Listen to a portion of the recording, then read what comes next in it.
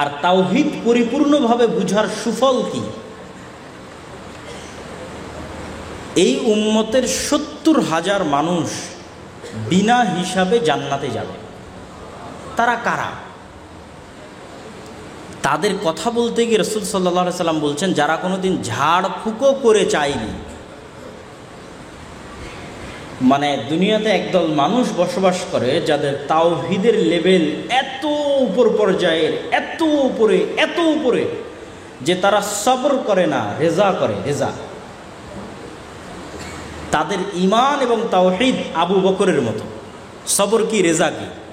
সবর হচ্ছে আমার ছেলে মারা গেল, ফার্স্ট চান্সেই আমার কষ্ট হবে, দুঃখ হবে, চোখ দিয়ে পানি পড়বে, আমি হাই হতাশ করব, আফসোস করব, আধা ঘন্টা পর, 1 ঘন্টা পর, অথবা 1 দিন পর, অথবা 3 দিন পর বলবো যাক ধৈর্য ধারণ করছি। এটি সবর। এটি খারাপ কিছু না, ভালো। এটিও আল্লাহ সুবহানাহু ওয়া তাআলা প্রশংসা করেছে। আর রেজা কি? তার অন্তরে আল্লাহর প্রতি বিশ্বাস এবং আল্লাহর প্রতি তাওহীদ এত উপরে যে যখন সে শুনছে যে তার সন্তান মারা গেছে, তখন সে সেটিকে আল্লাহর ফায়সালা মনে করে এটির উপরে সন্তুষ্ট হয়ে যায়। স্বাভাবিক একজন মানুষের ওই পর্যায়ে ওঠা অনেক কঠিন। তো ওই যে ৭০,০০০ মানুষ যারা বিনা হিসাবে জান্নাতে যাবে, এদের পুরো হৃদয়টাই হচ্ছে তাওহীদ। মানে এদের অন্তরে 100% তাওহীদ আছে, যেমন তাওহীদ ছিল ইব্রাহিম আলাইহিস সালাতু ওয়াস সালামের অন্তরে। আর আমাদের অন্তরে 100% তাওহীদ এখনো জায়গা করে নিতে পারেনি। এটা কঠিন মানুষের জন্য। যার অন্তরে 100% তাওহীদ আছে, সে হুজুরের কাছেও দোয়া চাইবে না যে আপনি আমার সন্তানের জন্য দোয়া করে দেন। দোয়া চাওয়া ভালো জিনিস, আরেকজনের কাছে ঝাড়ফুঁক করে নেওয়া ভালো। ওখানে যে গুণাবলীগুলো বলা আছে, এই গুণাবলীগুলো হারাম নয়, মানুষ করতে পারে। কিন্তু যিনি সর্বোচ্চ পর্যায়ের তাওহীদে বিশ্বাসী, তিনি এগুলো করে না। মানে তার স্বভাবের মধ্যে নেই, আপনি নিজে থেকে জোর করে নিয়ে আসবেন, বিষয়টা এমন না। কিন্তু তার সাথে আল্লাহ সুবহানাহু ওয়া তাআলার সম্পর্ক এত গভীর যে তার স্বভাবের মধ্যে এটি অটোমেটিকই নাই। সে আল্লাহ সুবহানাহু ওয়া তাআলার ফরজ আদায় করার পাশাপাশি নফল এবং সুন্নাত এত বেশি পরিমাণে আদায় করতে থাকে যে সে আল্লাহ সুবহানাহু ওয়া তাআলার এত নিকটবর্তী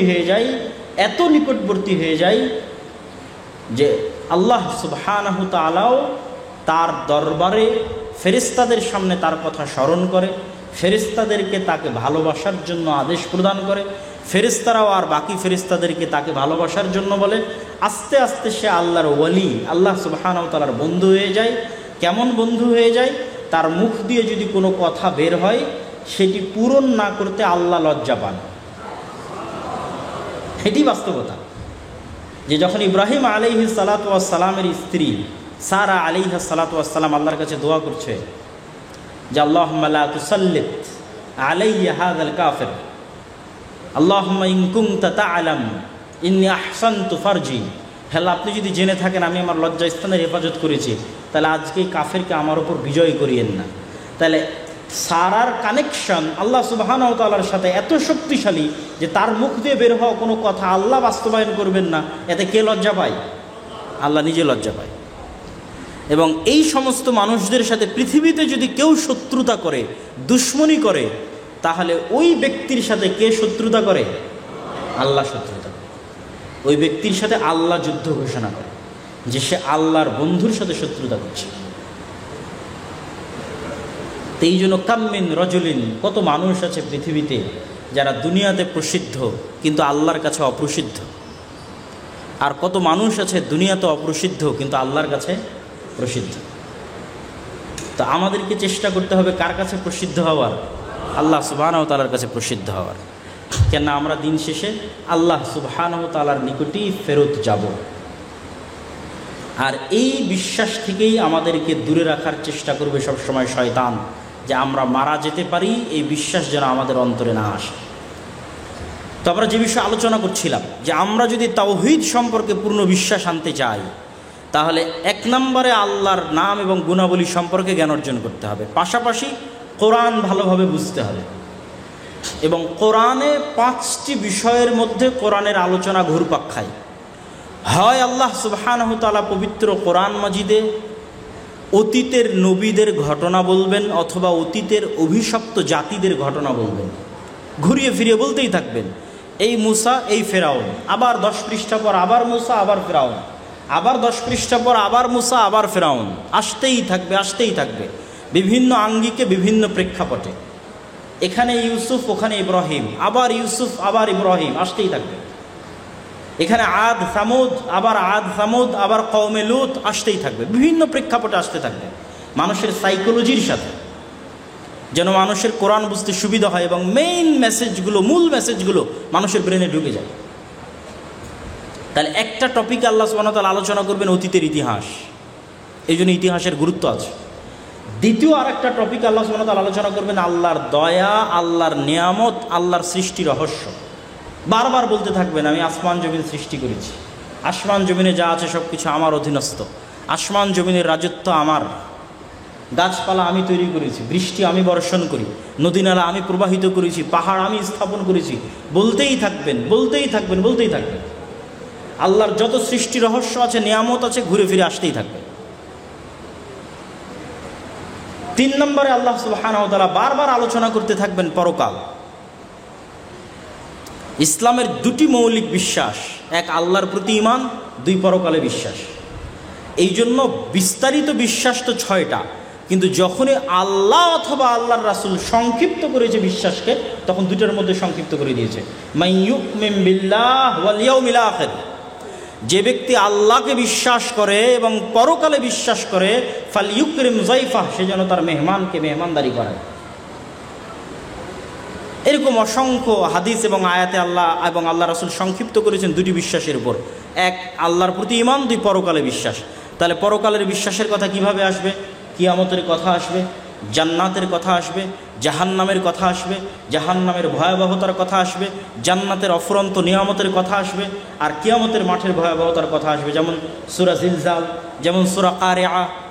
তাহলে এই বিষয়গুলো ঘুরে ফিরে আসতে থাকবে পরকাল। কেন? পরকালে বিশ্বাস ইসলামের একটা মৌলিক বিশ্বাসের অন্তর্ভুক্ত।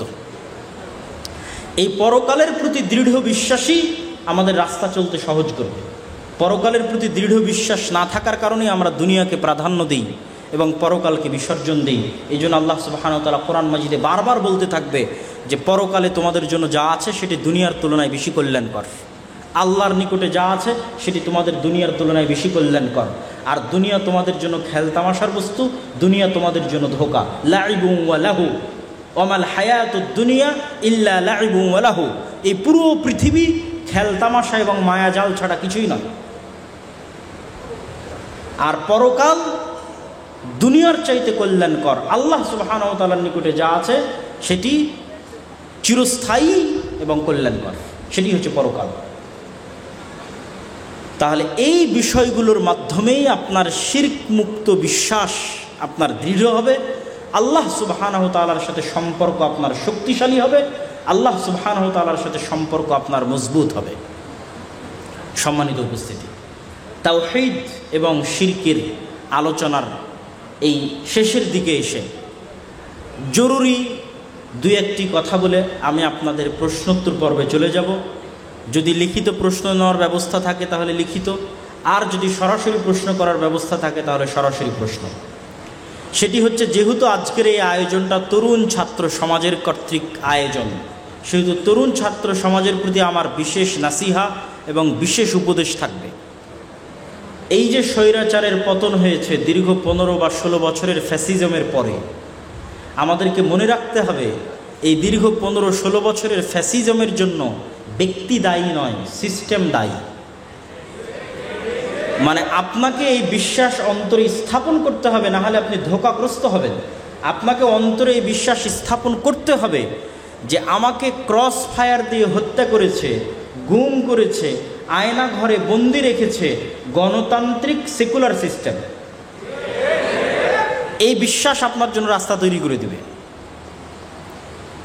কেননা এই দীর্ঘ 15-16 বছর শাসন পরিচালনায় করা হয়েছে গণতন্ত্রের নামে, শাসন পরিচালিতই হয়েছে সেকুলারিজমের নামে। তাহলে ব্যক্তিকে দোষারোপ করলে, সিস্টেম টিকে থাকলে আবারও এরকম স্বৈরাচারের উত্থান ঘটবে। আর যদি আপনি সিস্টেমকে দোষারোপ করেন, মনে করেন যে আমার ছাত্র ভাইদেরকে হত্যা করেছে কে? গণতান্ত্রিক সিস্টেম, সেকুলার সিস্টেম। আয়নাঘর তৈরি করেছে কে? গণতান্ত্রিক সিস্টেম, সেকুলার সিস্টেম। তাহলে আপনার জন্য সঠিক রাস্তা পাওয়া সহজ হবে। এবং এটি অসংখ্য যুক্তি, তর্ক এবং গবেষণার মাধ্যমেও যদি আপনি চিন্তা ভাবনা করেন, দেখবেন যে আপনার কাছে এটি সত্য এবং সঠিক হিসেবে ধরা দেবে। তাহলে আমাদের জন্য আল্লাহ সুবহানাহু ওয়া তাআলা যে সুযোগ তৈরি করে দিয়েছেন, এই সুযোগকে আমরা ব্যবহার করব কিভাবে? এই যে আজকে এখানে অনুষ্ঠান আয়োজন হচ্ছে, আমরা কোরআন এবং হাদিসের কথা বলছি, এই যে একটি নেয়ামত, এই নেয়ামতের সৎ ব্যবহার যদি আমরা না করতে পারি, আল্লাহ এই নেয়ামত উঠিয়ে নেবেন। এটি আল্লাহ সুবহানাহু ওয়া তাআলার পৃথিবী পরিচালনায় আল্লাহর সুন্নাত, যে আল্লাহ যখন মানুষকে কোনো নেয়ামত দেয় আর সেই নেয়ামতের মানুষ সৎ ব্যবহার না করে, আল্লাহ নেয়ামত উঠিয়ে নেয়। তো এই নেয়ামতের আমাদের সৎ ব্যবহার করতে হবে। আমাদের পরস্পরের মধ্যে কাদা ছোড়াছুড়ি বন্ধ করতে হবে। কাদা ছোড়াছুড়ি বন্ধ করে, যেমন রাসূল সাল্লাল্লাহু আলাইহি ওয়াসাল্লাম ইহুদি খ্রিস্টানদের বলতেন, তাআলাউ ইলা কালিমাতিন সাওয়াআন বাইনানা ওয়া বাইনাকুম, আসো ওই কথার দিকে যে কথা তোমার এবং আমার মধ্যে এক। তোমার তাওরাতেও আল্লাহর একত্ববাদের কথা আছে, তোমার ইনজিলেও আল্লাহর একত্ববাদের কথা আছে, কোরআনেও আল্লাহর একত্ববাদের কথা আছে, ওইটার দিকে আসো। তো আমাদের মধ্যে এরকম অসংখ্য বিষয় আছে যেই বিষয়গুলোতে আমরা কমন, সেই কমন গ্রাউন্ডের দিকে আহ্বান করতে হবে। আর মতভেদপূর্ণ বিষয়ে উত্তম পন্থায় দাওয়াত দিতে হবে, ভদ্র ভাষায় দাওয়াত দিতে হবে। আমরা কি মুসা আলাইহিস সালাতু ওয়াস সালামের চাইতে ভালো? আপনারা কি মনে হয়, আমরা কি মুসা আলাইহিস সালামের চাইতে ভালো? যেহেতু আমরা নবী না, সেহেতু অবশ্যই মুসা আলাইহিস সালামের চাইতে ভালো নই। আর আমরা যাদের মধ্যে দাওয়াতি কাজ করছি, তারা কি ফেরাউনের চাইতে খারাপ? খারাপ না। তাহলে আল্লাহ যদি মুসাকে আদেশ করেন যে তুমি ফেরাউনের সাথে নরম ভাষায় কথা বলবে, তাহলে আমি যখন মানুষের মধ্যে দাওয়াতি কাজ করব, তখন আমার ভাষা যদি কর্কশ হয়, তাহলে আমি কি রাসূল সাল্লাল্লাহু আলাইহি ওয়াসাল্লামের সুন্নাতের অনুসরণ করছি? আমি মানুষকে তুচ্ছ তাচ্ছিল্য করে দাওয়াত দিতে পারবো না। আল্লাহ সুবহানাহু ওয়া তাআলা নিজেও কোরআন মাজিদে কখনোই মানুষকে তুচ্ছ তাচ্ছিল্য করে দাওয়াত দেননি। ইহুদিদের মতো অভিশপ্ত জাতিকে আল্লাহ কি সম্মান দিয়ে দাওয়াত দিয়ে, আপনি কোরআন খুলে আশ্চর্য হবেন। ইয়া বানি ইসরাঈল আযকুরু নি'মাতি আল্লাতী আন'আমতু আলাইকুম, হে বানু ইসরাইলেরা স্মরণ করো সেই সময়ের কথা, আমি তোমাদেরকে কি মর্যাদা দিয়েছিলাম, কি সম্মান দিয়েছিলাম। তো বানু ইসরাইল নামে ডাকাটাই তো ওকে সম্মান দেওয়া। আবার বলতেছে স্মরণ করো তোমাকে কি সম্মান দিয়েছিলাম, কি নিয়ামত দিয়েছিলাম। আল্লাহ চাইলে তো বলতে পারে এই অভিশপ্ত ইহুদিরা, নবীদের হত্যাকারীরা, কিন্তু এটি আল্লাহর দাওয়াতের স্ট্র্যাটেজি নয়। তাহলে আমরা দাওয়াত দিতে গিয়ে যদি আমরা মানুষকে তুচ্ছ তাচ্ছিল্য করে কথা বলি, ছোট ভাষায় কথা বলি, তাহলে এই যে আল্লাহর নেয়ামত যে পরিবেশ বিরাজ করছে, এই পরিবেশটা কি হবে?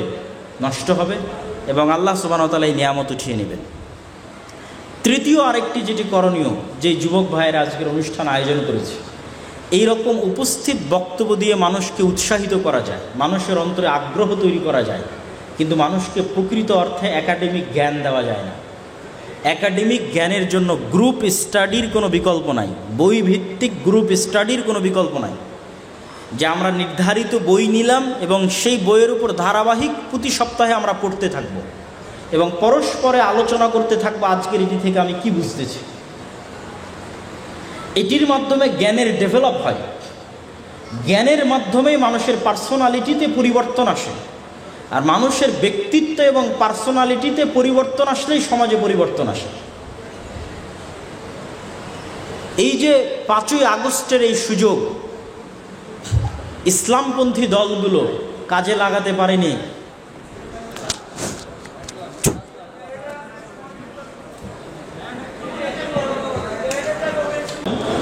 যে 5ই আগস্টের যে সুযোগ, এই সুযোগগুলোকে ইসলামী দল এবং ইসলামী সংগঠনগুলো কাজে লাগাতে পারেনি, তার সবচেয়ে বড় কারণ হচ্ছে দুটি। এই দুটি কারণ বলে আমার বক্তব্যের শেষের দিকে চলে যাব ইনশাআল্লাহ। যে উপদেশ নাসিহাতগুলো ছাত্র তরুণ সমাজের জন্য, তার মধ্যে এটি অন্যতম এবং গুরুত্বপূর্ণ একটি উপদেশ এবং নাসিহাত। তার 1 নাম্বার হচ্ছে দাওয়াতি কাজে পূর্ণাঙ্গ মনোনিবেশ না থাকা, ব্যাপক দাওয়াতি কাজ না থাকা। 2 নাম্বার হচ্ছে শক্তিশালী প্রতিষ্ঠান না থাকা। শক্তিশালী প্রতিষ্ঠান বলতে কি বুঝায়? আমরা সবসময় এইরকম বাহ্যিক সম্মেলন, সমাবেশ, তাকবীর, মিছিল, মিটিং তারা কিছু ঘটিয়ে ফেলে, আমরা রিয়্যাক্ট করি। আমরা দীর্ঘমেয়াদী পরিকল্পনা করে কোনো অ্যাকশানে যেতে পারি না। তারা অ্যাকশান নেয়, আমরা রিয়াকশান দিই। এইভাবেই কিন্তু গত 100 বছর থেকে মুসলমানদের সময় পার হয়ে আসতেছে। তো শক্তিশালী প্রতিষ্ঠান নাই বলতে কি বুঝায়? যেমন আর্মি একটি শক্তিশালী প্রতিষ্ঠান। যখন সরকার গত 15 বছর ছিল তখনও আর্মির কাছে ক্ষমতা ছিল। যখন রাষ্ট্র অকেজো তখন আরও বেশি ক্ষমতা আর্মির হাতে। এরকম আরও অসংখ্য প্রতিষ্ঠান আছে, প্রথম আলোর মতো, ডেইলি স্টারের মতো, ব্রাকের মতো, মানবাধিকার সংস্থা অধিকারের মতো, যারা গত 15 বছরও তাদের কাছে ক্ষমতা ছিল, এখন তাদের কাছে ক্ষমতা আরও বেশি। এই রকম শক্তিশালী প্রতিষ্ঠান যেগুলোকে বলা হয় ডিপ স্টেট, রাষ্ট্র যখন অকার্যকর হয় তখন যাদের হাতে রাষ্ট্র চলে যায়, এরকম শক্তিশালী কোনো প্রতিষ্ঠান মুসলমানদের প্রতিনিধিত্ব করবে মুসলিম দেশেও নাই। তাহলে ইসলামী দল, ইসলামী সংগঠন, আলেম ওলামা, যুবক, ছাত্র সমাজ তাদের চেষ্টা করা উচিত এরকম শক্তিশালী প্রতিষ্ঠান তৈরি করার। শক্তিশালী মিডিয়া যা মুসলমানদের প্রতিনিধিত্ব করবে, শক্তিশালী অর্থনৈতিক প্রতিষ্ঠান যা মুসলমানদের প্রতিনিধিত্ব করবে, যেন ভবিষ্যতে আবারও যদি কখনো এরকম সুযোগ আসে তখন সেই সুযোগটা যেন ভালোভাবে কাজে লাগাতে পারে। প্রতিষ্ঠান না থেকে বিশাল জনবল থাকলেও যে কোনো কিছু কাজে লাগানো যায় না, তার সবচেয়ে জ্বলন্ত সাক্ষী হচ্ছে 5ই আগস্ট এবং তার পরবর্তী সময়। বিশাল জনমত থাকার পরেও আপনি অকেজো, কেননা আপনার শক্তিশালী কোনো প্রতিষ্ঠান নেই। এই জন্য ইহুদিরা সবসময় শক্তিশালী প্রতিষ্ঠান গড়ার দিকে মনোযোগ দেয়। তারা আমেরিকায় কখনো সরাসরি ভোটে দাঁড়ায় না, কেননা তারা জানে তারা সংখ্যায় কম, তারা ভোটে দাঁড়িয়ে পারবে না। এবং তারা এটিও জানে যে ভোটে দাঁড়িয়ে যে ক্ষমতা পাওয়া যায় এটি ক্ষণস্থায়ী, 5 বছর 4 বছর। স্থায়ী ক্ষমতা কি? আমি এমন শক্তিশালী মিডিয়া তৈরি করব যে ডোনাল্ড ট্রাম্প ক্ষমতায় আসতে চাক আর জো বাইডেন ক্ষমতায় আসতে চাক, মিডিয়া লাগবে আমার। ডোনাল্ড ট্রাম্প ক্ষমতায় আসতে চাক আর জো বাইডেন ক্ষমতায় আসতে চাক, অর্থনৈতিক প্রতিষ্ঠান থেকে সহযোগিতা লাগবে, টাকা পয়সা দিয়ে আমার। তাহলে এখন ক্ষমতায় যেই যাক, রাজত্ব স্থায়ীভাবে কার হাতে? আমার হাতে। এই স্ট্র্যাটেজিটা দীর্ঘদিন থেকে ইহুদিরা আমেরিকায় বাস্তবায়ন করে আসছে। তাদেরকে নির্বাচন করা লাগে না, কিন্তু আলটিমেটলি আমেরিকার ক্ষমতা তাদের হাতে। নির্বাচন করতে হয় না, ভোট করতে হয় না, কিছু করতে হয় না, কিন্তু ক্ষমতা তাদের হাতে। আর আমাদের এত হাজার হাজার লক্ষ লক্ষ জনবল থাকার পরও, নির্বাচন ভোট করার পরও, সকল কিছুতে অংশগ্রহণ করা, আন্দোলনে অংশগ্রহণ করার পরও দেখবেন রেজাল্ট শূন্য, 0। কেন? আমরা শক্তিশালী প্রতিষ্ঠান গড়ায় কখনো মনোনিবেশ করিনি। আর শেষ উপদেশ এবং নাসিহা ছাত্র সমাজের জন্য এবং যত দিনী ভাই, আলেম ওলামা, মাদ্রাসার ছাত্র শিক্ষক যারা যেখান থেকে উপস্থিত হয়েছেন তাদের জন্য এই কথাটাই আমি প্রত্যেক বক্তব্যের মধ্যেই বলে এসেছি, সেটি হচ্ছে সত্যবাদিতা এবং ন্যায়পরায়ণতা। আমরা সালাত দিয়ে জান্নাতে যেতে পারবো, আমরা সিয়াম দিয়ে জান্নাতে যেতে পারবো ইনশাআল্লাহ, কিন্তু সালাত এবং সিয়াম থাকার পরে যদি আমাদের মধ্যে মিথ্যা থাকে, অন্যায় থাকে, তাহলে আমরা রাষ্ট্র ক্ষমতা আল্লাহ আমাদেরকে দিবে না।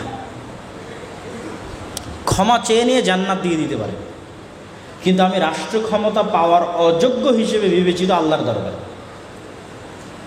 তাহলে আপনার কাছে ছোট্ট মাদ্রাসা আছে, ছোট্ট মসজিদ আছে, আপনি একটা ইসলামী দল চালান, ফাউন্ডেশন চালান, সংস্থা চালান, সেখানে শতভাগ ন্যায়পরায়ণতা প্রতিষ্ঠা করে, শতভাগ সত্যবাদিতা প্রতিষ্ঠা করে। দেখবেন বেশিরভাগ ইসলামী দলে তারাই পদ পেয়ে বসে আছে যারা আমির বা নেতার চামচামি করতে পারে,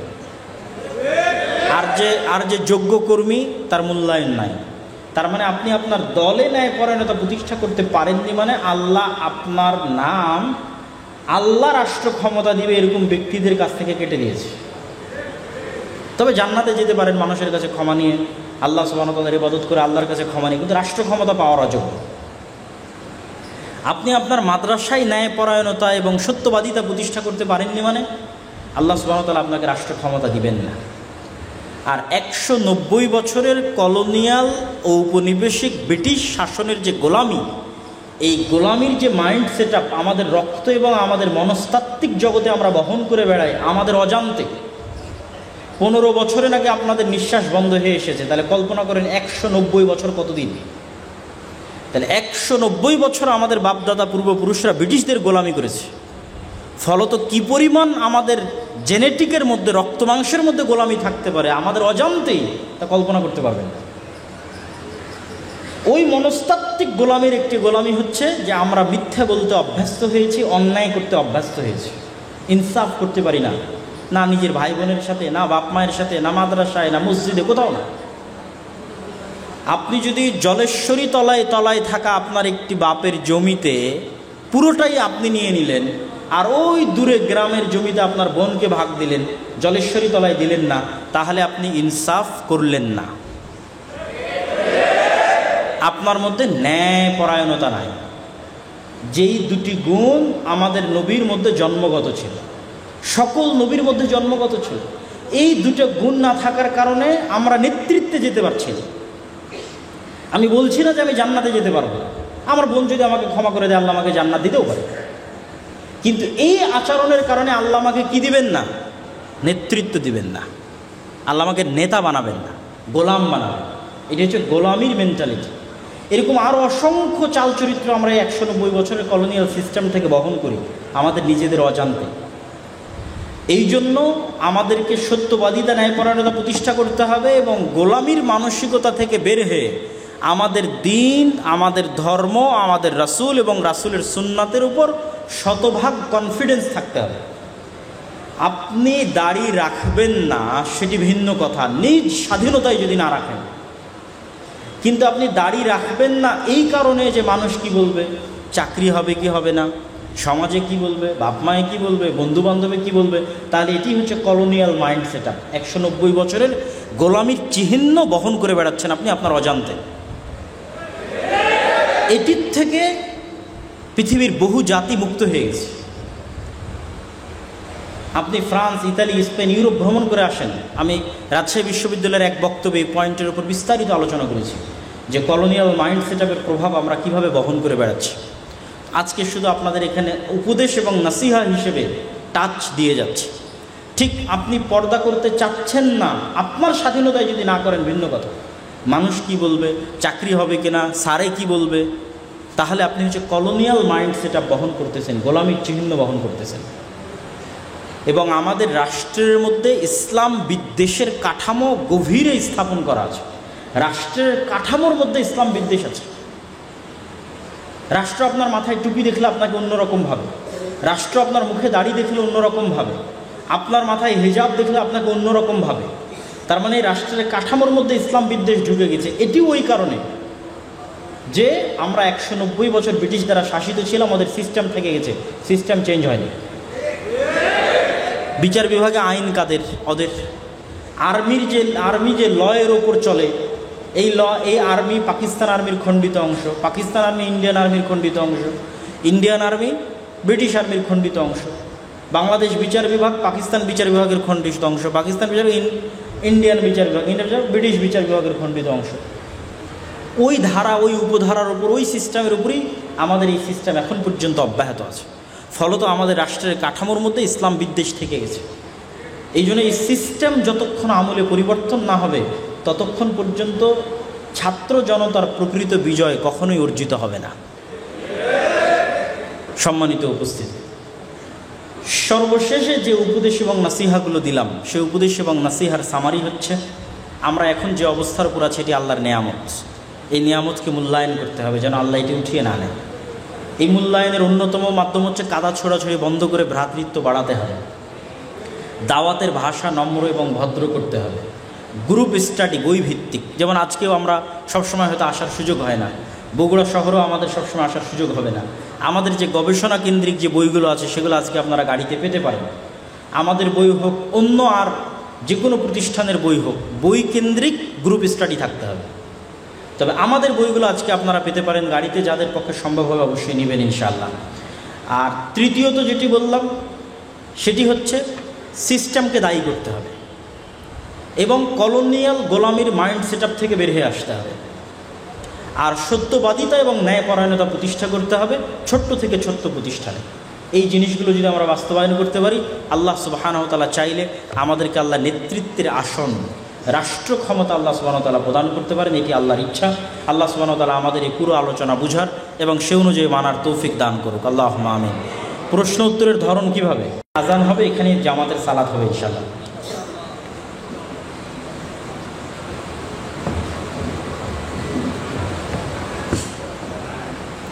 আমি একজন দর্জি, জামা কাপড় বানাই, বানিয়ে দেওয়ার পর অতিরিক্ত কাপড় বেঁচে যায়। এই অতিরিক্ত কাপড় আপনি অবশ্যই যার পক্ষ থেকে বানিয়েছেন তাকে জানাবেন যে আপনার কাছে অতিরিক্ত কাপড় থেকে গেছে। যদি সে না নিতে চায় কোনো সমস্যা নেই, আপনার কাছে রাখতে পারেন। অথবা যদি এরকম হয় যে সবাই জানে যে এরকম অতিরিক্ত কাপড় হয় আর সবাই জানে যে অতিরিক্ত কাপড় আপনার কাছে থেকে যায়, তাহলে সবার জানার ভিত্তিতেও এটি কোনো সমস্যা নেই।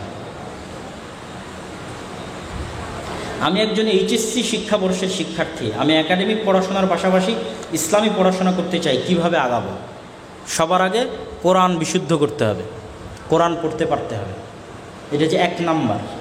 এই জন্য আমরা দাওয়া ইলাল্লাহর পক্ষ থেকে দেশব্যাপী আমাদের মক্তব পরিচালনা, মক্তবের ট্রেনিং, যারাই ট্রেনিং নিতে যায় তাদের যাতায়াত খরচও আমরা বহন করি। এখন পর্যন্ত 400-র অধিক মক্তব, বগুড়ারও বহু মক্তব গেছে আমাদের জামিয়া সালাফিয়াতে ট্রেনিং নিতে।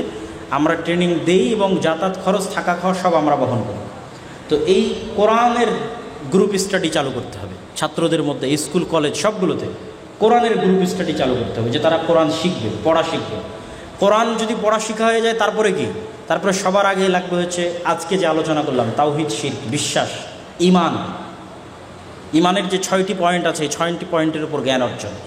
তারপরে লাগবে ইসলামের যে 5টা বিষয় আছে, সেই 5টা বিষয়ের উপর জ্ঞান অর্জন। এইভাবে আস্তে আস্তে সামনের দিকে আগাতে থাকবে। পড়াশোনার সঠিক পদ্ধতি এবং তাতে মনোযোগ ধরে রাখার উপায় কী? পড়াশোনার আজকের যুগে পড়াশোনা কমে গেছে কেন? এই স্মার্ট যে ডিভাইসগুলো, ফোনগুলো, এগুলোর কারণেই তো আজকের যুগে পড়াশোনা কমে গেছে নাকি? এটাই তো সবচেয়ে বড় কারণ। যে যার পড়ার অভ্যাস নাই সেটা একদমই পড়ে না, যার হয়তো 10 ঘন্টা পড়ার অভ্যাস ছিল তারটা কমে 1-2 ঘন্টা হয়েছে। এই জন্য এই স্মার্টফোনের নেশা থেকে আগে বের হয়ে আসতে হবে। এবং এই স্মার্টফোনের নেশা থেকে বের হয়ে আসার জন্য অন্তত 2টা রুলস আজকে থেকে ফলো করা যায়। 1, ঘুমানোর আগে মোবাইল চালাবো না, ঘুম থেকে উঠে মোবাইল চালাবো না। ব্যাস, সারাদিন মোবাইল চালাবো, কিন্তু কখন চালাবো না? ঘুমানোর আগে চালাবো না, ঘুম থেকে উঠে চালাবো না। শুধু 2টা পয়েন্ট, যে আমি ঘুমানোর আগে অন্তত 1-1.5-2 ঘন্টা মোবাইল চালাবো না, আর ঘুম থেকে উঠে অন্তত 1-2 ঘন্টা মোবাইলে হাতেই দিব না। সারা রাত যখন মেসেজ দেখিনি, আর 2 ঘন্টা মেসেজ না দেখলে সমস্যা আছে? কোনো সমস্যা নেই। সারা রাত যখন ফেসবুকের টাইম লাইন দেখা হয়নি, আর 2 ঘন্টা না দেখলে সমস্যা নেই। এটাই আপনার প্রোডাক্টিভিটি লেভেল বাড়িয়ে দিবে। যখনই আপনি মোবাইল মুক্ত থাকবেন সকালবেলা, তখনই ব্রেনে কাজ আসবে। কি কাজ করবে? ব্রেনে কাজ আসবে। আর সকালবেলা উঠেই যখন আপনি মোবাইল হাতে নেন, তখনই তো ডিস্ট্রাকশন, মনোযোগ বিচ্ছিন্ন হয়ে গেল, আর সারাদিন আপনি এটা লাইনে তুলতে পারবেন না। অতএব মোবাইলের নেশা কমালে অন্তত ন্যূনতম প্রোডাক্টিভিটি বাড়বে এবং পড়াশোনার প্রতি মনোযোগ থাকবে। আর একটা ট্রিক্স বলে দিই পড়াশোনার মনোযোগ ধরে রাখার। পড়ার টেবিলে বসার চিন্তা রাখতে হবে, যে আমি মোবাইলও চালাবো কোথায় বসে? পড়ার টেবিলে বসে, বিছানায় না বা অন্য কোথাও না, পড়ার টেবিলে বসো। মোবাইলও যদি চালাই, পড়ার টেবিলে বসে। আর একটা মূলনীতি অবলম্বন করতে হবে, পড়ার টেবিলে ভ্যারাইটিস টাইপ অফ বুক, বিভিন্ন ধরনের বই রাখতে হবে। গল্পের বই থেকে শুরু করে কোরআন হাদিসের বই, একাডেমিক নিজের বই, ইতিহাসের বই, দৈনিক পত্রিকা, মাসিক পত্রিকা। এটা হচ্ছে খাবারের স্বাদ। একটা টেবিলে যখন বিভিন্ন ধরনের খাবার থাকে, তখন কোনো না কোনো একটার প্রতি আপনার মনের টান তৈরি হতে পারে। আর যখন এক ধরনেরই বই পুস্তক থাকে, তখন বিতৃষ্ণা হয়ে যায়। অন্তত পড়ি তো, যেটাই হোক পড়ি। পড়া তো কখনো ক্ষতিকর নয়। বরং আমি আশ্চর্য হই যে আমরা বলি যে আমরা উন্নত হয়েছে, যে বক্তব্য আমি গত বহুদিন যাবৎ দিতাম, ইদানিং দেওয়া হয়নি, যে আমরা বলি উন্নত হয়েছে। ইংল্যান্ডে গিয়ে দেখলাম, ইংল্যান্ডের অমুসলিম বেপর্দা, তাদের হাতে বই, তারা ট্রেনে সফর করতেছে, বই পড়তেছে, বিমানে বই পড়তেছে। আপনি বাংলাদেশে ওই ইংল্যান্ড থেকে আসার পর ইংল্যান্ডে ওদের দেখে দেখে আমার অন্তরে তৈরি হতো যে আমিও সফর করা অবস্থায় বই হাতে নিয়ে যাব। এই অভ্যাসটা আমার আগে ছিল, ওদের দেখে আবার তৈরি হয়েছিল যে হাতে বই থাকবে, পড়ব। আবার বাংলাদেশে এসে কাউকে তো বই হাতে দেখি না। বিমান, ট্রেন, এয়ারপোর্ট, ট্রেন, কোথাও কারো হাতে বই নাই। আর তখন আমারও ওই যে মেন্টালিটিতে আঘাত করে ওই জিনিসটা আর নাই। কিন্তু তারা কিন্তু উন্নত হয়েছে পড়াশোনা করে। তাহলে আমাদের পড়াশোনার কালচারটা থাকতে হবে এবং আমাদের দিনটা জ্ঞানের দিন। অনলাইনে পণ্য বিক্রির নামে লটারি, এই লটারির ধরনটা কি? লটারির ধরন যদি এরকম হয় যে অন্য কেউ ক্ষতিগ্রস্ত হচ্ছে না, তাহলে সেই লটারি হারাম নয়, হালাল। যেমন আমি আজকে বলবো যে এখানে 5 জন প্রশ্ন করতে পারবে লটারির মাধ্যমে। এখানে কি আর কেউ ক্ষতিগ্রস্ত হচ্ছে টাকা পয়সার দিক থেকে? কেউ ক্ষতিগ্রস্ত হচ্ছে না। কিন্তু আপনারা সবাই 10 টাকা করে জমা দিলেন, 10 টাকা, সবার 10 টাকা মিলে আজ 10,000 টাকা হলো। এই 10,000 টাকা 3 জনের মধ্যে বন্টন করা হবে। তাহলে আর বাকি যারা 10 টাকা করে দিল তাদের লস হলো না? তাদের তো লস হলো। এটাই হারাম। হারাম মানে এইভাবে দেখবেন না যে ইসলাম হারাম করেছে, না, মানুষের ক্ষতি আছে এই জন্য হারাম করেছে, মানুষের ধোঁকা আছে এই জন্য হারাম করেছে। ইসলাম চায় না মানুষ ক্ষতিগ্রস্ত হোক, মানুষ ধোঁকাগ্রস্ত হোক, এই জন্য হারাম। ইল্লাল্লাহ লা রাযিকা ইল্লাল্লাহ, তোমরা বলো যে আল্লাহ ব্যতীত কোনো রব নেই, আল্লাহ ব্যতীত কোনো সৃষ্টিকর্তা নেই, আল্লাহ ব্যতীত কোনো রিজিক দাতা নেই। এই দাওয়াত তিনি দেনইনি। কেননা রাসূল সাল্লাল্লাহু আলাইহি সাল্লাম জানেন আমি যদি বলি আল্লাহ ব্যতীত কোনো সৃষ্টিকর্তা নেই, সবাই এক বাক্যে বলবে হ্যাঁ আল্লাহ ব্যতীত কোনো সৃষ্টিকর্তা নেই, আল্লাহ ব্যতীত কোনো রিজিক দাতা নেই। কেন আল্লাহ নিজেও কোরআন মাজিদে বলছে, সবাই এটি স্বীকৃতি দিবে। তাহলে সমস্যা কোথায়? সমস্যা হচ্ছে এই আয়াতের শেষের অংশে আল্লাহ কি বলছেন সেটির দিকে দেখেন, যে আমি আল্লাহ যদি আসমান জমিন সৃষ্টি করে থাকি, আমি আল্লাহ যদি আসমান থেকে বৃষ্টি বর্ষণ করে থাকি, আমি আল্লাহ যদি গাছপালা উৎপন্ন করে থাকি, তাহলে এবার তোমাদের নিকটে আমার জিজ্ঞাসা, আ ইলাহুম মা'আল্লাহ, তাহলে আল্লাহ ব্যতীত কেউ কি ইবাদত পাওয়ার যোগ্য হতে পারে? এটাই হলো মূল দাওয়াত। এই জন্য আল্লাহর নবী বললেন তোমাদের বলতে হবে লা ইলাহা ইল্লাল্লাহ। কেননা তোমরা সবাই স্বীকার করো যে আল্লাহ সৃষ্টিকর্তা, আল্লাহ খালেক, আল্লাহ রাযিক, কিন্তু ইবাদত করার বেলা তোমরা কাবা ঘরের মধ্যে থাকা 360টা মূর্তির ওসিলা গ্রহণ করো, তাদেরকে আগে সন্তুষ্ট করতে চাও। খ্রিস্টানদের আগে মা মেরি এবং তাদের দাবি অনুযায়ী নাউজুবিল্লাহ আল্লাহর সন্তান নাউজুবিল্লাহ ঈসা আলাইহিস সালাতু ওয়াস সালামকে আগে সন্তুষ্ট করতে চায়। কেননা তারা সবাই মানুষকে একটাই ভয় দেখায় যে তোমরা এত গুনাহগার, তোমরা সরাসরি আল্লাহর কাছে কিছু চাইতে পারবে না, আল্লাহর কাছে কিছু বলতে পারবে না, হুজুরের দোয়া লাগবে বা কোনো মূর্তির কোনো দেবদেবীর আশীর্বাদ লাগবে, বা নাউজুবিল্লাহ খ্রিস্টানদের দাবি অনুযায়ী ঈসা আলাইহিস সালাতু ওয়াস সালাম তোমাদের সকলের পাপের জিম্মেদারি নিয়ে শুলির কাষ্ঠে তিনি মারা গেছেন, অতএব তাকে সন্তুষ্ট করলেই তোমার পাপ মুক্ত হয়ে যাবে, নাউজুবিল্লাহ মিন যালিক।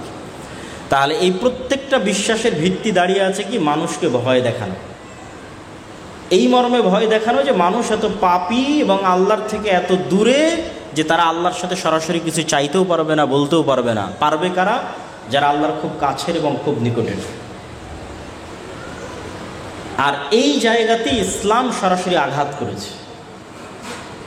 যেমন আরেক আয়াতে আল্লাহ সুবহানাহু ওয়া তাআলা বলতেছেন, তার নবীকে বলতে বলছেন, ওয়াকুলিল হামদুলিল্লাহিল্লাযী লাম ইয়াত্তাখিয ওয়ালাদা ওয়া লাম ইয়াকুল লাহু শারীকুন ফিল মুলক ওয়া লাম ইয়াকুল লাহু ওয়ালিয়্যুম মিনায-যুল। হে আল্লাহর নবী, আপনি বলুন, সেই সত্তার প্রশংসা করছি যেই সত্তার কোনো সন্তান নাই। বলেন আল্লাহর প্রশংসা, আলহামদুলিল্লাহ, যে আল্লাহর কোনো সন্তান নেই। আমি আল্লাহর শুকরিয়া আদায় করছি যে আল্লাহর কোনো শরীক নাই। আমি আল্লাহর শুকরিয়া আদায় করছি যে আল্লাহ সুবহানাহু ওয়া তাআলার অধীনস্থ নিকটবর্তী কোনো পিএস চেলা চামচা নাই। এই জন্য আল্লাহর শুকরিয়া আদায় করছি। কেন বলেন তো? যদি আল্লাহর সন্তান থাকতো, যদি আল্লাহর শরীক থাকতো রাষ্ট্রের রাজত্বে, যদি আল্লাহর আউলিয়্যুম মিনায-যুল অধীনস্থ চেলা চামচা থাকতো, তাহলে আমরা বান্দারা কোন বিপদে পড়তাম। আর আল্লাহ সন্তুষ্ট হলে সন্তান সন্তুষ্ট হয় না, সন্তান সন্তুষ্ট হলে আল্লাহ হয় না, চেলা চামচা সন্তুষ্ট হলে উপরওয়ালা সন্তুষ্ট হয় না, উপরওয়ালা সন্তুষ্ট হলে চেলা চামচা সন্তুষ্ট হয় না। তাহলে যাব কোন দিকে আমরা? তখন বান্দাদের জন্য এটি কি হয়ে যেত? কঠিন হয়ে যেত। এই জন্য আল্লাহর নবী আল্লাহর প্রশংসা আদায় করছে যে আল্লাহ সুবহানাহু তাআলাকে যদি আমরা সন্তুষ্ট করতে চাই, তা আমাদের জন্য এটি অনেক বড় খুশির খবর যে আল্লাহকে সন্তুষ্ট করার জন্য আল্লাহর সংশ্লিষ্ট আর দ্বিতীয় কাউকে সন্তুষ্ট করার প্রয়োজন পড়বে না। বলেন আলহামদুলিল্লাহ। কেননা আমাদের প্রতিপালকের কোনো সন্তানও নয়, আমাদের প্রতিপালকের কোনো শরীকও নয়, আর আমাদের প্রতিপালককে সহযোগিতা করবে এরকম কোনো সত্তাও পৃথিবীতে নাই। বলেন আলহামদুলিল্লাহ। তাহলে আমরা যদি শুধু আল্লাহকে সন্তুষ্ট করতে চাই, তাহলে আমার জন্য রাস্তা উন্মুক্ত।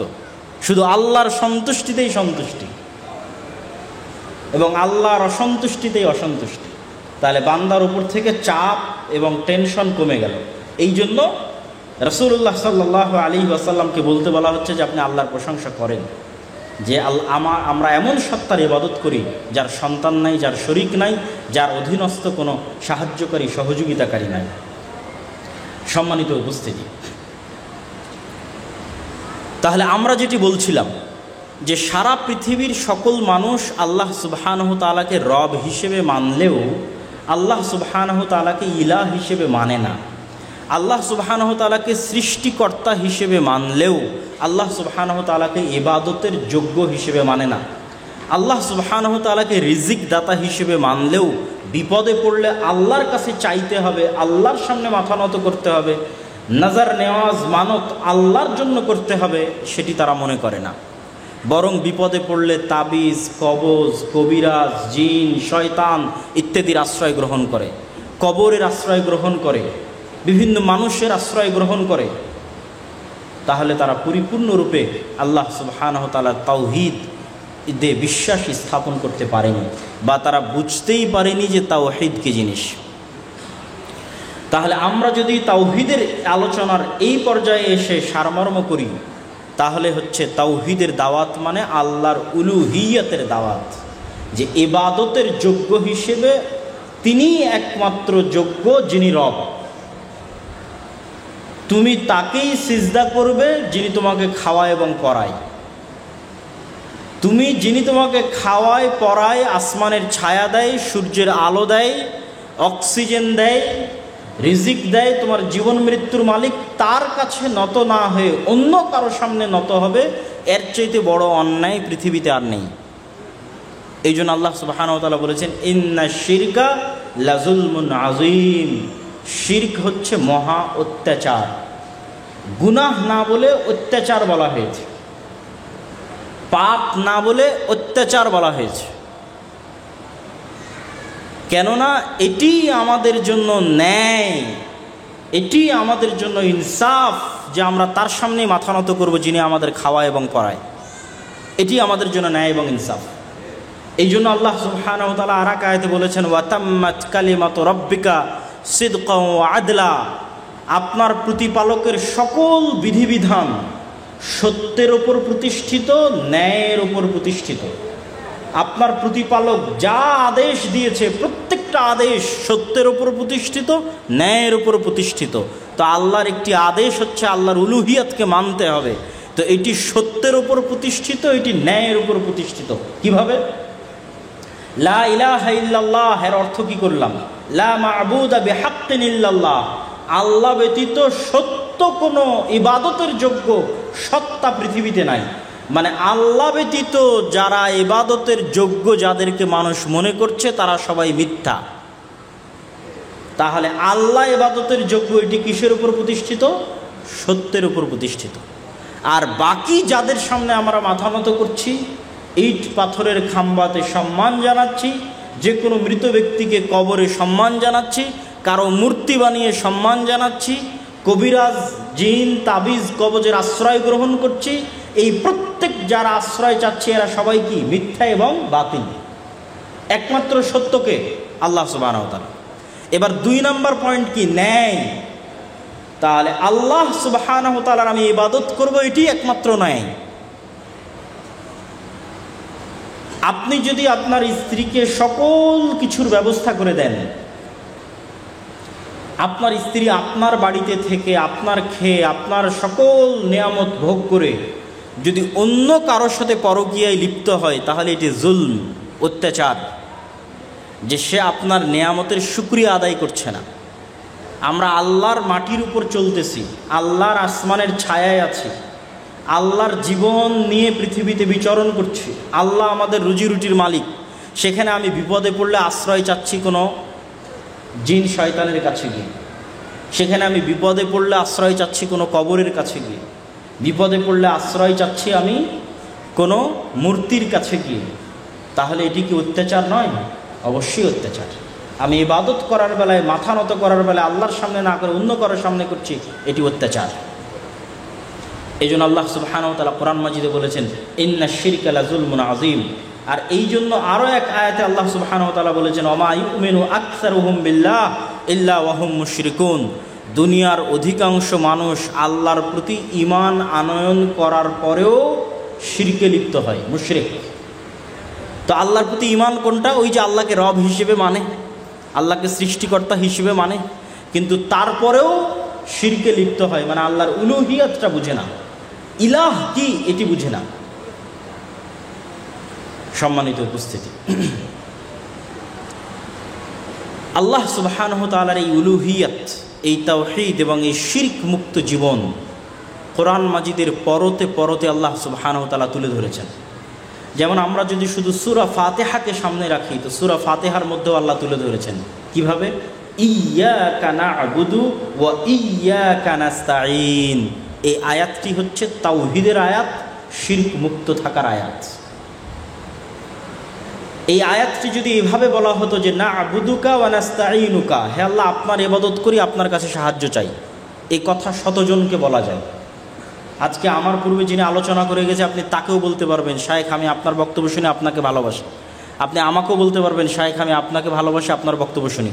কিন্তু এই বাক্যটা আপনি একজন ছাড়া দ্বিতীয় কাউকে বলতে পারবেন না। সেটি কি? আমি শুধু আপনারই বক্তব্য শুনি, আপনাকেই ভালোবাসি, অন্য কারোটা শুনি না, অন্য কাউকে ভালোবাসি না। এই বাক্যটাকে একজন ব্যতীত দ্বিতীয় কাউকে বলা সম্ভব? সম্ভব না। দ্বিতীয় কাউকে বললে সেটা মিথ্যা হবে। তো ইয়্যাকা না'বুদু ওয়া ইয়্যাকা নাস্তাঈন যখন বললেন, তখন অর্থ দাঁড়ালো এটি যে হে আল্লাহ আমরা শুধু আপনারই ইবাদত করি, আর কারো করি না, শুধু আপনার নিকটে সাহায্য চাই, আর কারো কাছে চাই না। তাহলে এই আয়াত তখনই মিথ্যা হয়ে যাবে যখন আপনি কোনো কিছুর মিথ্যা কোনো কিছুর আশ্রয় গ্রহণ করবেন, তখন এই আয়াত বাতিল, মিথ্যা। সম্মানিত উপস্থিতি, শুধু তাই নয়, আল্লাহ সুবহানাহু ওয়া তাআলা এই শিরকি হচ্ছে সবচেয়ে বড় তাগুত, এই শিরকি হচ্ছে শয়তানের সবচেয়ে বড় দাসত্ব। এই জন্য আল্লাহ সুবহানাহু ওয়া তাআলা কোরআন মাজিদে যখনই তার নিজের আনুগত্যের কথা এবং শয়তানের কথা, যা এক বহু বক্তব্যে আমি শয়তানের উপর লম্বা বিস্তারিত আলোচনা তুলে ধরেছি, কিন্তু যখনই আল্লাহ সুবহানাহু ওয়া তাআলা তার আনুগত্যের কথা বলেছেন, তখনই আল্লাহ সুবহানাহু ওয়া তাআলা তার বিপরীতে শিরকের কথা বলেছেন, অথবা তার আনুগত্যের কথা বললে শয়তানের আনুগত্য থেকে বেঁচে থাকতে বলেছেন, তাগুতের আনুগত্য থেকে বেঁচে থাকতে বলেছেন। যেমন দুই একটা আয়াত আপনাদের শোনাই।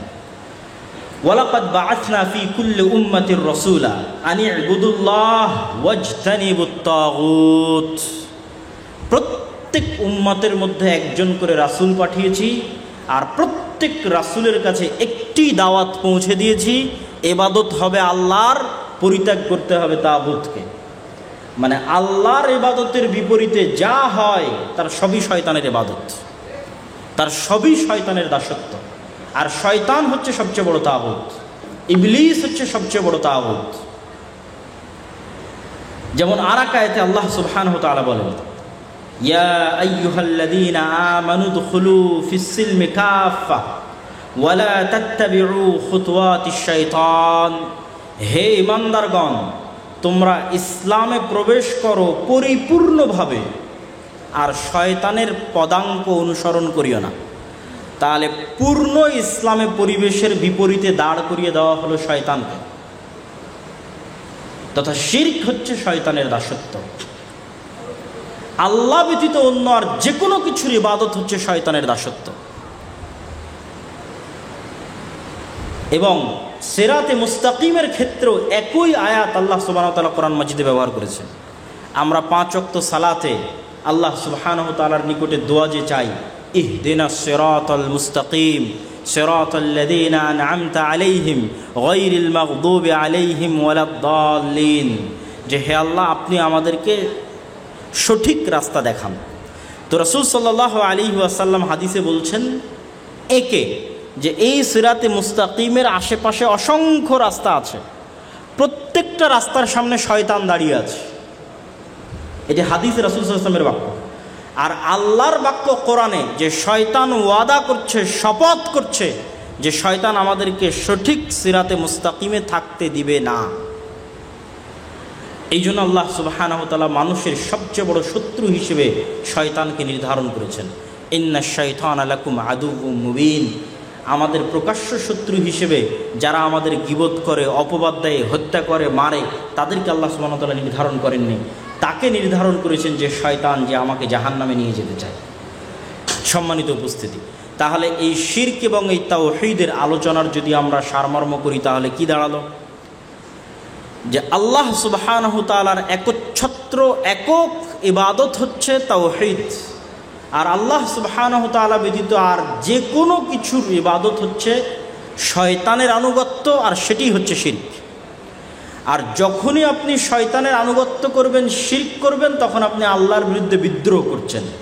আর যখনই আপনি আল্লাহর বিরুদ্ধে বিদ্রোহ করছেন, তখন আল্লাহ আপনার সকল গুনাহ ক্ষমা করলেও শিরকের গুনাহ ক্ষমা করবেন না। ইন্নাল্লাহা লা ইয়াগফিরু আন ইউশরিকা বিহি ওয়া ইয়াগফিরু মা দুনা যালিকা লিমান ইয়াশা। এটি হচ্ছে শিরকের সবচেয়ে বড় ভয়াবহতা। শিরকের ভয়াবহতা দুটি, সবচেয়ে বড় ভয়াবহতা দুটি। এক, যেটা আগে পার হয়ে গেছে, যে নবীরা পর্যন্ত যদি শিরক করে সব আমল ধ্বংস হয়ে যাবে। মুহাম্মদ সাল্লাল্লাহু আলাইহি ওয়াসাল্লাম পর্যন্ত যদি শিরক করে সব আমল বাতিল হয়ে যাবে। তাহলে আমরা কি? আমরা যদি শিরকে লিপ্ত হই তাহলে আমাদের আমলের কোনো অস্তিত্ব নাই। আর দ্বিতীয় ভয়াবহতা শিরকের হচ্ছে সব গুনাহ ক্ষমার যোগ্য, কিন্তু শিরকের গুনাহ ক্ষমার যোগ্য নয়। এখান থেকে আবার ভুল বুঝিয়েন না যে দুনিয়াতে ক্ষমার যোগ্য নয়, শ্বাস থাকা পর্যন্ত সব গুনাহ ক্ষমার যোগ্য। এই যে ক্ষমার যোগ্য নয়, এই কথাটা বলা হচ্ছে এটা কিয়ামতের মাঠে। এটা আপনাদেরকে একটু খুলে বলার দরকার আছে, নাহলে বুঝবেন না।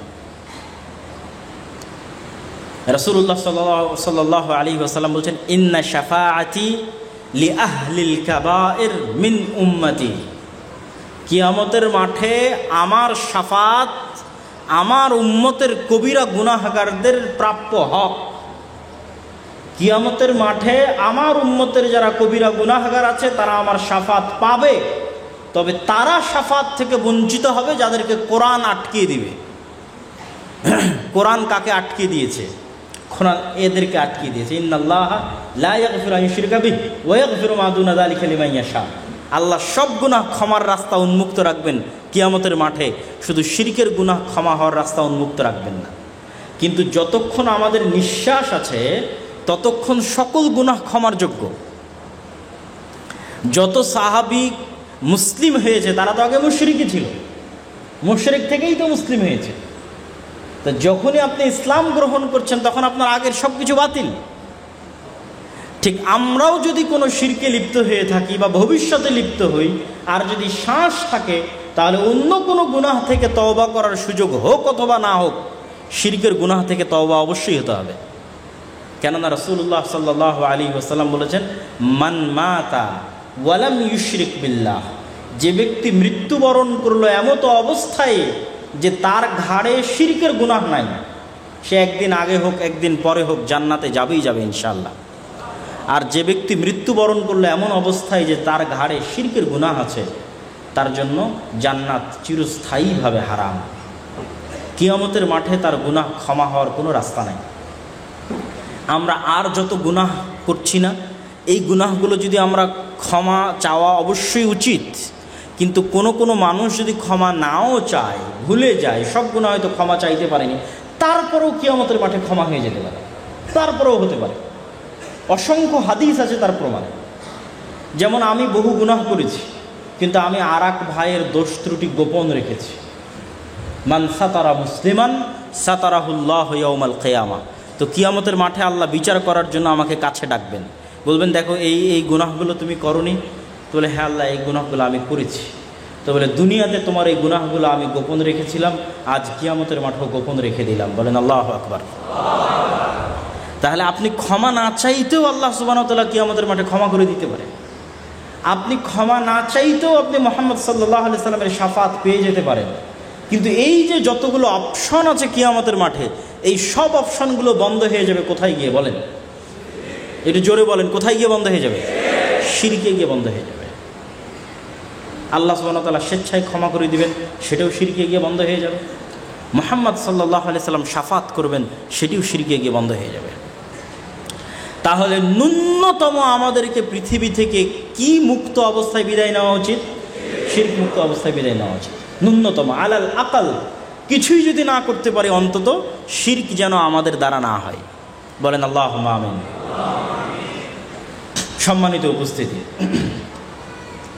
আমরা শিরক এবং তাওহীদের এই যে গুরুত্বপূর্ণ আলোচনা আপনাদের সামনে তুলে ধরছিলাম, এই শিরককে আরও স্পষ্টভাবে বুঝার জন্য, আরও পরিষ্কারভাবে বুঝার জন্য আল্লাহ সুবহানাহু তাআলার গুণাবলী সম্পর্কে জ্ঞান জরুরি, ফরজ। না হলে আপনি শিরক থেকে বাঁচতেও পারবেন না, আপনি শিরক থেকে মুক্তও হতে পারবেন না। শিরক থেকে মুক্ত হতে চাইলে, বাঁচতে চাইলে আল্লাহর গুণের উপর জ্ঞান লাগে। আজ জুমার সালাতের পর, গতকালকে জুমার সালাতের পর একজন জিজ্ঞেস করছে যে তার বাচ্চাকে শয়তান ডিস্টার্ব করে, শয়তানি ধরেছে। তো উনি বিভিন্ন কালো জাদু বা ইত্যাদি তাবিজ বা ইত্যাদি বিভিন্ন কিছু তিনি আশ্রয় নিতে চান। তার অন্তর আল্লাহ সুবহানাহু ওয়া তাআলার গুণ সম্পর্কে অজ্ঞ। যদি আল্লাহ সুবহানাহু ওয়া তাআলার গুণ সম্পর্কে সে জানতো এবং তার কনফিডেন্স থাকতো আল্লাহর গুণের উপর, তাহলে শিরক মুক্ত থাকা তার জন্য সহজ হতো। এই জন্য দেখবেন যে আয়াতগুলো আল্লাহর গুণাবলী সম্বলিত, এই আয়াতগুলো পৃথিবীর সবচেয়ে পাওয়ারফুল আয়াত। যেমন একটি ছোট্ট সূরা, কুল হুয়াল্লাহু আহাদ আল্লাহুস সামাদ লাম ইয়ালিদ ওয়া লাম ইউলাদ ওয়া লাম ইয়াকুল লাহু কুফুয়ান আহাদ। অনেক ছোট্ট 2 লাইনের সূরা, কিন্তু পৃথিবীর মোস্ট পাওয়ারফুল, অনেক শক্তিশালী সূরাগুলোর মধ্যে একটি শক্তিশালী সূরা। কত শক্তিশালী? কত শক্তিশালী যে সূরা ইখলাস একবার পাঠ করলে তাআদিলু সুলুসাল কোরআন, পবিত্র কোরআন 3 ভাগের 1 ভাগ পাঠ করার সমান নেকি পাওয়া যায়। তার মানে সূরা ইখলাস 3 বার পাঠ করলে পুরো কোরআন একবার শেষ করার সমান নেকি পাওয়া যায়। অথচ সূরা ইখলাসের মধ্যে সালাত, সিয়াম, হজ, যাকাত কোনো আদেশ নিষেধ নাই। কি আছে? শুধু মহান সত্তার গুণ আছে। কুল হুয়াল্লাহু আহাদ, বলো সেই মহান সত্তা একক এবং অদ্বিতীয়। আল্লাহুস সামাদ, তিনি এমন সত্তা যে তিনি যেমন নিজে কারো মুখাপেক্ষী নন, তেমনি পুরো পৃথিবী তার মুখাপেক্ষী। আস-সামাদের 2টো অর্থ, 1 তিনি কারো মুখাপেক্ষী নন, 2 সারা পৃথিবী তার মুখাপেক্ষী। আল্লাহুস সামাদ লাম ইয়ালিদ ওয়া লাম ইউলাদ ওয়া লাম ইয়াকুল লাহু কুফুয়ান আহাদ। ঠিক আরও একটি পাওয়ারফুল আয়াত দেখেন, শুধু আল্লাহর গুণ থাকার কারণে পাওয়ারফুল। আল্লাহু লা ইলাহা ইল্লা হুয়াল হাইয়ুল কাইয়্যুম লা তাখুযুহু সিনাতুন ওয়া লা নাওম লাহু মা ফিস সামাওয়াতি ওয়া মা ফিল আরজ মান যাল্লাযী ইয়াশফাউ ইনদাহু ইল্লা বিইذনিহি। আল্লাহু লা ইলাহা ইল্লাহু, আল্লাহ সেই সত্তা যিনি ব্যতীত ইবাদতের যোগ্য সত্য কোনো মাবুদ নেই। আল হাই, তিনি চিরঞ্জীব। আল কাইয়্যুম, আল কাইয়্যুম চিরস্থায়ী। লা তাখুযুহু সিনাতুন ওয়া লা নাওম, তাকে ক্লান্তি স্পর্শ করে না, তন্দ্রা স্পর্শ করে না। লাহু মা ফিস সামাওয়াতি ওয়া মা ফিল আরজ, আসমান এবং জমিন এবং তার মধ্যে যা কিছু আছে সকল কিছু আল্লাহর অধীনস্থ, আল্লাহর রাজত্বে, আল্লাহর মালিকানায়, আল্লাহর মিলকিয়াতে। মান যাল্লাযী ইয়াশফাউ ইনদাহু ইল্লা বিইذনিহি, পৃথিবীতে এমন কি কোনো ক্ষমতাধর শক্তিশালী প্রধানমন্ত্রী, রাষ্ট্রপতি, ব্যবসায়ী, কোটিপতি আছে যে আল্লাহর সামনে কথা বলতে পারবে আল্লাহর অনুমতি ছাড়া? এগুলো আল্লাহর চ্যালেঞ্জ। এই আয়াতের নামই হচ্ছে আয়াতুল কুরসি। মানে এই আয়াত যদি কেউ বুঝে অনুভব করে পড়ে, তাহলে কেউ যদি এই আয়াত বুঝে অনুভব করে পড়ে, তাহলে আপনার কাছে একটা পিঁপড়া যেমন দুর্বল মনে হয়, একটা পিঁপড়া যেমন আপনার কাছে দুর্বল মনে হয়, জিন, শয়তান, অসুখ, বিসুখ, কবিরাজ, পৃথিবীতে আর কে কত ক্ষমতাবান আছে, সবকে আপনার কাছে কি মনে হবে? একটি পিঁপড়ার মতো। তখন আপনার কনফিডেন্স লেভেল হাই হবে, সর্বোচ্চ পর্যায়ে চলে যাবে, শয়তান পালিয়ে যাবে, শয়তান থাকবে না। এই অন্তরের কাছে শয়তান থাকতে পারবে না। কিন্তু আমরা আল্লাহ সুবহানাহু ওয়া তাআলার নাম এবং গুণাবলী সম্পর্কে অজ্ঞ, অথবা আল্লাহর নাম এবং গুণাবলী আমরা জানার চেষ্টা করি না। এই জন্য রাসূলুল্লাহ সাল্লাল্লাহু আলাইহি ওয়াসাল্লাম বলেছেন, ইন্না লিল্লাহি 99 আসমা মান আহসাহা দাখালাল জান্নাহ। আল্লাহ সুবহানাহু ওয়া তাআলার 99টি নাম রয়েছে, অসংখ্য নাম আছে, তার মধ্যে 99টা আমাদেরকে জানানো হয়েছে, দেওয়া হয়েছে। মান আহসাহা, যেই 99টা জান্নাহ, সে জান্নাতে প্রবেশ করে যাবে। সম্মানিত উপস্থিতি, তাহলে আমরা আল্লাহ সুবহানাহু ওয়া তাআলাকে যদি জানতে চাই, আল্লাহ সুবহানাহু ওয়া তাআলাকে যদি অনুভব করতে চাই, আল্লাহ সুবহানাহু ওয়া তাআলার তাওহীদে যদি বিশ্বাস স্থাপন করতে চাই, শিরক মুক্ত জীবনযাপন করতে চাই, তাহলে অবশ্যই আমাদেরকে আল্লাহ সুবহানাহু ওয়া তাআলার নাম এবং গুণাবলী সম্পর্কে জ্ঞান অর্জন করতে হবে। এবং আল্লাহ সুবহানাহু ওয়া তাআলার নাম এবং গুণাবলীর জ্ঞান অর্জনই আমাদের জন্য রাস্তা তৈরি করে দিবে যে আমরা সামনে আগাবো কিভাবে, আল্লাহ সুবহানাহু ওয়া তাআলার উপর ভরসা করব কিভাবে, আস্থা রাখবো কিভাবে। আর পুরো কোরআনে আল্লাহ সুবহানাহু ওয়া তাআলা বারংবার এই বিষয়গুলোই ফুটিয়ে তোলার চেষ্টা করেছেন। কোরআন কখনোই নির্ধারিত বিষয়ভিত্তিক আলোচনা করে না। যে সূরা বাকারার যেমন আমরা রচনা লিখি, উপস্থাপনা, এই পয়েন্ট, যেমন আজকে আমি ধারাবাহিক এক বিষয়ের উপর আলোচনা করছি, কোরআন কখনোই এরকম করে না। কোরআনে র্যান্ডমলি ঘুরিয়ে ফিরিয়ে আল্লাহ সুবহানাহু ওয়া তাআলা একই কথা, একই জিনিস বিভিন্ন সময় বিভিন্ন আঙ্গিকে বিভিন্নভাবে কোরআনে তুলে ধরে। এবং কোরআনের যদি সারমর্ম আপনি করতে চান, তাহলে 5টি বিষয়ের মধ্যে সীমাবদ্ধ হবে। এবং কোরআন বুঝলেই আপনার জন্য তাওহীদ বুঝা এবং শিরক মুক্ত থাকা, আপনার অন্তরে তাওহীদ পরিপূর্ণভাবে প্রবেশ করবে কোরআন যদি আপনি সঠিকভাবে বুঝতে পারেন।